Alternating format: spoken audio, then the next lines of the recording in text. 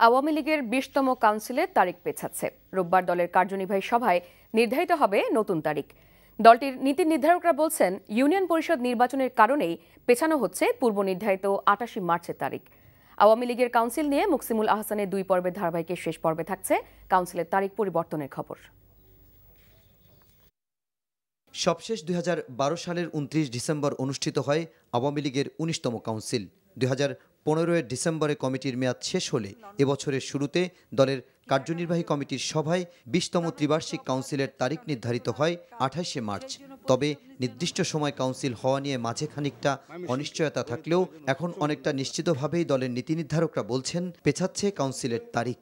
এটা অবশ্যই সত্য যে এই মুহূর্তে আমাদের যে ২৮ মার্চে আমাদের কাউন্সিলের তারিখ নির্ধারিত হয়েছিল, কিন্তু সেটা হচ্ছে না, কারণ আমরা তো সেইভাবে এখন আর এই কাউন্সিলের প্রস্তুতি নিয়ে ব্যস্ত নাই।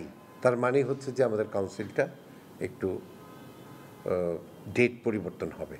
২২ মার্চ থেকে ৪ জুন পর্যন্ত ৬ ধাপে প্রথমবারের মতো দলীয় প্রতীকে এবারের ইউনিয়ন পরিষদ নির্বাচনে অংশ নেয় ব্যস্ত এখন তৃণমূল থেকে শুরু করে কেন্দ্রের নেতারা পর্যন্ত, যে কারণে কাউন্সিলের বেশিরভাগ প্রস্তুতি এখনও বাকি থাকায় পেছাতে হচ্ছে পূর্ব নির্ধারিত তারিখ, বলছেন দলটির নেতারা। মনোনয়ন বোর্ড হিসাবে কেন্দ্রীয় নেতৃবৃন্দকেও ব্যস্ত থাকতে হচ্ছে, আবার জেলা পর্যায়েও বা উপজেলা পর্যায়ে তৃণমূল পর্যায়ের কাউন্সিলররাও নির্বাচনী কাজে ব্যস্ত থাকবেন।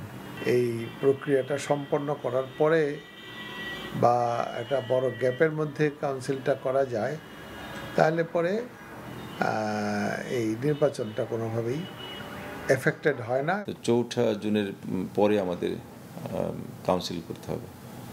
সেই দিকে আবার একটা সমস্যা হচ্ছে ৬ জুন থেকে আমাদের পবিত্র রমজান মাস শুরু হবে, এরপরে ঈদ আসে, এরপর বর্ষাকাল।